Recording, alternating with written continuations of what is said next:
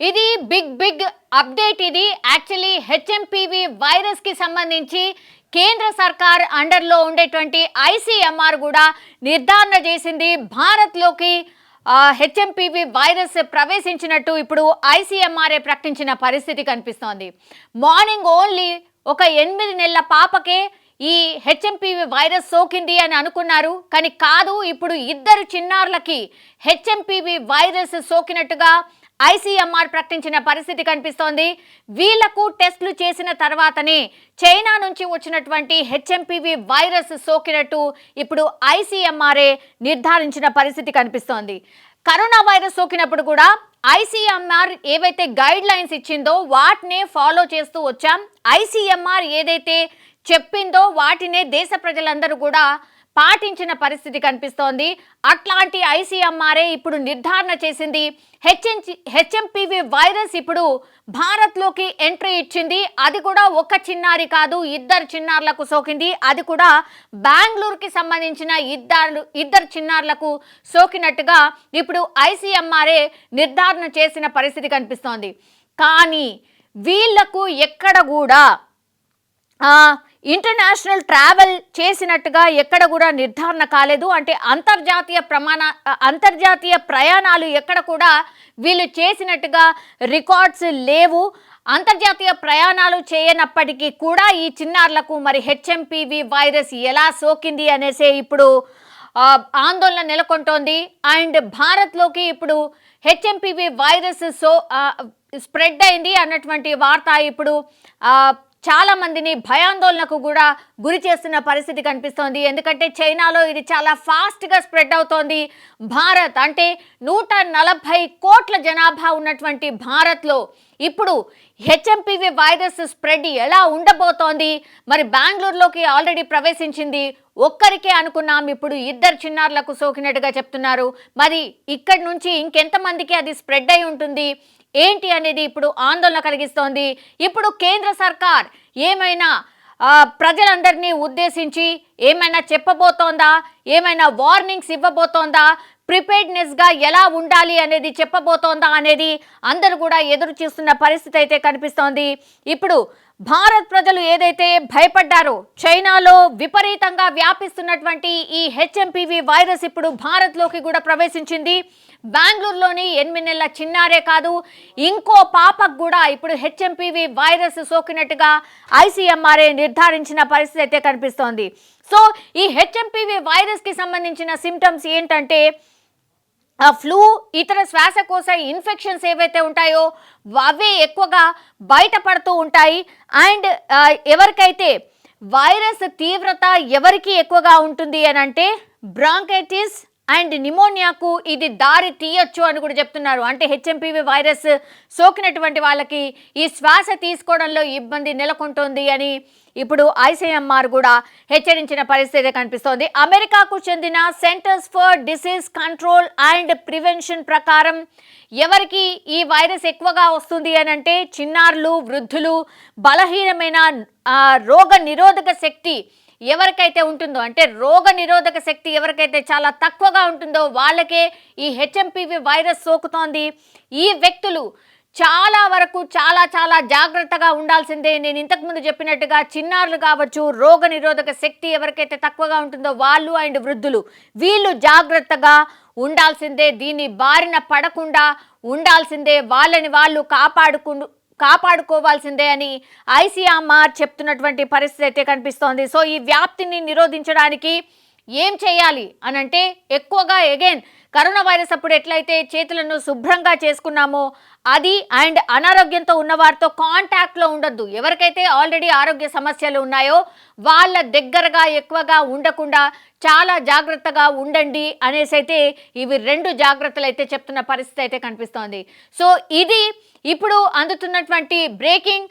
కాబట్టి ఎవరైతే ఈ హెచ్ఎంపీవీ వైరస్ బారిన పడ్డారో ఈ 2 చిన్నారులకు కూడా ఐసోలేట్ చేసి వాళ్లకు ట్రీట్మెంట్ అందించే ప్రయత్నం అయితే ఒకటి జరుగుతోంది.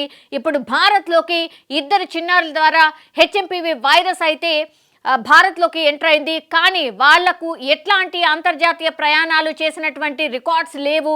నెల కావచ్చు, 2 నెలల నుంచి కావచ్చు, ఎక్కడ కూడా వాళ్ళు ఎటూ వెళ్ళలేదు. అయినా సరే వీళ్ళకు మరి హెచ్ఎంపీవీ వైరస్ ఎలా సోకింది? ఇప్పుడు భారత్ని ఇదే ఆందోళన కలిగిస్తున్నటువంటి అంశంగా కనిపిస్తోంది. ఇప్పుడు ఐసీఎంఆర్ కూడా ధృవీకరించింది కాబట్టి హెచ్ఎంపీవీ వైరస్ భారత్లోకి ఎంట్రీ ఇచ్చింది అని మరి కేంద్ర సర్కార్ కావచ్చు, రాష్ట్ర సర్కార్ కావచ్చు ఎట్లాంటి సూచనలు ప్రజలకు ఇవ్వబోతోంది అనేది అందరూ ఎదురు చూస్తున్న సిచ్యువేషన్ అయితే కనిపిస్తోంది. మరి ఎలాంటి టెస్టులు చేశారు ఏంటి అనేది నిర్ధారణ చేసుకునే ప్రాసెస్ అయితే కొనసాగుతున్నటువంటి పరిస్థితి అయితే కనిపిస్తోంది. సో ఇప్పటి వరకు చైనా, జపాన్లకే పరిమితమైన ఈ కొత్త వైరస్ భారత్లోనూ వెలుగు చూడడంపై ఆందోళన వ్యక్తం అవుతోంది. యాక్చువల్లీ చైనా ఫస్ట్ మనకు తెలుసు 15-20 రోజుల క్రితమే చైనాలో ఈ వైరస్ బయటపడింది అనేది మనకు వినిపిస్తున్నటువంటి ఒక వార్త. ఆ తర్వాత చైనా నుంచి యాక్చువల్లీ జపాన్కి వెళ్ళింది. దెన్ జపాన్ నుంచి ఇప్పుడు మన థర్డ్ దేశం అన్నమాట భారత్లోకి ఈ వైరస్ స్ప్రెడ్ అయిపోయింది. సో ఎక్కడ కూడా స్ప్రెడ్ కాకుండా ఎట్లా ఉంటుంది? బికాస్ ఎయిర్పోర్ట్కి సంబంధించి ఎయిర్లైన్స్ అన్నీ కూడా ఓపెన్ అయ్యాయి. సో అక్కడి నుంచి ఇక్కడికి, ఇక్కడి నుంచి అక్కడికి జర్నీ జరుగుతూనే ఉంది. చాలామంది ట్రావెల్ చేస్తూనే ఉంటారు. సో ఈ వైరస్ని కట్టడి చేసే వ్యవస్థని అసలు ఎక్కడ కూడా కేంద్ర సర్కార్ కావచ్చు, లేకపోతే అన్ని దేశాలు కావచ్చు ఎక్కడ కూడా డిసిషన్ తీసుకోలేదు. గతంలో కరోనా స్ప్రెడ్ అవుతుంది అన్న టైంలో ఎయిర్పోర్ట్స్ అన్ని షట్ డౌన్ అయిన పరిస్థితి, ఆ తర్వాత లాక్డౌన్, ఇట్లా ఒక ప్రాసెస్ ఉండింది. స్ప్రెడ్ కాకుండా కొంతవరకు నియంత్రించగలిగారు.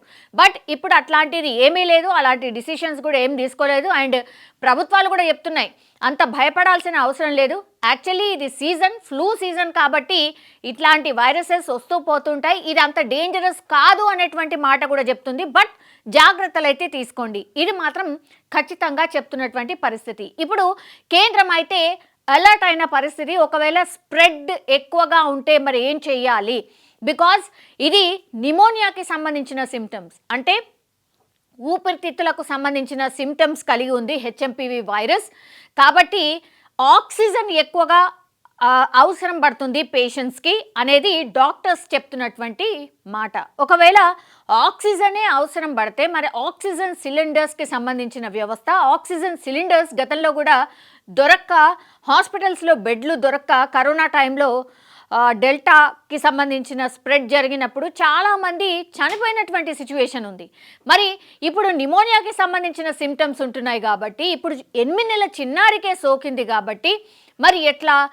ఆక్సిజన్ సిలిండర్స్కి సంబంధించిన వ్యవస్థ కేంద్ర సర్కార్ అరేంజ్ చేయబోతోందా? ఎందుకంటే ఫస్ట్ ఒక కేసు నుంచి స్టార్ట్ అవుతుంది, దాని తర్వాత అట్లా స్ప్రెడ్ అవుతుంది. అండ్ హెచ్ఎంపీవీ వైరస్ స్ప్రెడ్డింగ్ కూడా చాలా త్వరగా అండ్ చాలా ఎక్కువగా ఉంది కాబట్టి ఆ ప్రిపేర్డ్నెస్ గిన కేంద్ర సర్కార్లు కావచ్చు, రాష్ట్ర సర్కార్లు కూడా సిద్ధంగా ఉన్నాయా? ఇది అతి పెద్ద ప్రశ్న. లాక్డౌన్ అందరు మాట్లాడుతున్నారు, కానీ అంటే నిపుణులు కావచ్చు, లేకపోతే డాక్టర్స్ చెప్తున్నటువంటి మాట ఏంటి అంటే జాగ్రత్తలు అయితే ఖచ్చితంగా తీసుకోవాల్సిందే. లాక్డౌన్ పెడితే మాత్రం అన్ని దేశాలకు నష్టం, ఆర్థిక వ్యవస్థ కూడా పూర్తిగా నష్టపోతుంది. అయినా సరే ఒకవేళ రిక్వైర్మెంట్ ఉంటే, మరీ మనుషుల ప్రాణాల కంటే ఏది ఎక్కువ కాదు కాబట్టి ఆ డిసిషన్ కూడా తీసుకునే అవకాశం ఉంటుంది. ఒకవేళ ఎప్పుడు స్ప్రెడ్ చాలా ఎక్కువగా ఉంది, హాస్పిటల్స్కి జనం క్యూ కడుతున్నారు, ఆ తర్వాత డేంజరస్ సిచ్యువేషన్లో ఉన్నారు, ఆక్సిజన్స్ అందరికీ అవసరం పడుతున్నాయి అన్నప్పుడు మాత్రం డెఫినెట్లీ అప్పుడు ప్రభుత్వాలు ఒక డిసిషన్ తీసుకునే ఛాన్స్ అయితే డెఫినెట్లీ ఉంది. కానీ ఇప్పుడైతే ఆ లాక్డౌన్ సిచ్యువేషన్ లేదు అనేది నిపుణులు అండ్ డాక్టర్స్ అండ్ కేంద్ర సర్కార్ చెప్తున్నటువంటి మాట. దీని లక్షణాలు ఏంటి అంటే, ఈ వైరస్ సోకిన వారిలో ఫ్లూ తరహాలో దగ్గు, జలుబు, జ్వరం వంటి లక్షణాలు కనిపిస్తాయి. ప్రధానంగా 11 సంవత్సరాల లోపు వయసున్న చిన్నారుల్లోనే ఈ వైరస్ వ్యాప్తి ఎక్కువగా ఉన్నట్టు చైనా వైద్య నిపుణులు చెప్తున్నారు. సో పిల్లలకే ఈ వైరస్ ఎక్కువగా సోకుతోంది. తల్లిదండ్రులారా, ఇది మీకే డైరెక్ట్ మెసేజ్. మీ పిల్లలని జాగ్రత్తగా చూసుకోండి. ఇప్పుడు ఫ్లూ లక్షణాలు ఏంటి? జ్వరం కావచ్చు, దగ్గు, జలుబు. ఇప్పుడు మనకు తెలుసు చలికాలం ఇది నార్మల్గానే మనకు ఎక్కువగానే ఫీవర్స్ కానీ, జలుబు కానీ, దగ్గు కానీ ఉంటూ ఉంటాయి. కానీ ఇక్కడ ఈ వైరస్ ఒకవేళ సోకి ఉంటే అది బయటపడడమే చాలా, అంటే 3-4 రోజుల తర్వాత బయటపడుతుంది ఒకటి.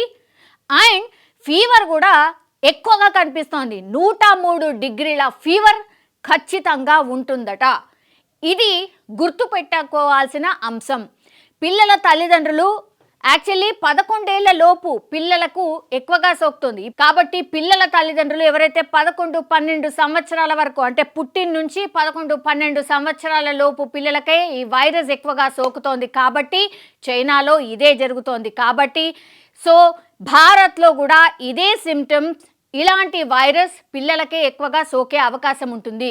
కాబట్టి పిల్లల తల్లిదండ్రులు జలుబే కదా, దగ్గే కదా, పోతుంది అని అనుకోవద్దు. అన్నీ వైరస్కి కారణం కాదు.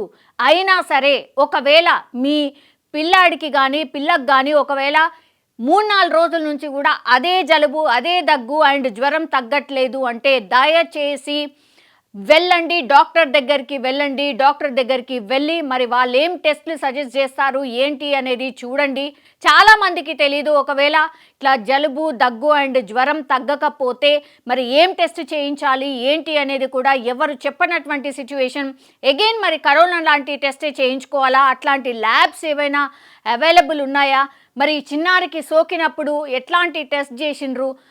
ఇదైతే బయట అంటే బెంగళూరులోనే ఒక ప్రైవేట్ ల్యాబ్లో టెస్ట్ చేయించారట. అక్కడ ఏం టెస్ట్ చేయించారు ఇవన్నీ కూడా కొంత ప్రజలకైతే అవగాహన కల్పించాల్సిన అవసరం డెఫినెట్లీ కనిపిస్తోంది. అండ్ ఇదొక అలారం అనుకోవచ్చు భారతదేశానికి. బికాజ్ సౌత్లోనే ఇప్పుడు గతంలో కూడా మన ఫస్ట్ కేస్ హైదరాబాద్లో నమోదైంది కరోనా కేస్. అగైన్ ఇప్పుడు సౌత్లోనే, దట్టు బెంగళూరులో ఫస్ట్ కేస్. సో జాగ్రత్తగా ఖచ్చితంగా ఉండాల్సిందే.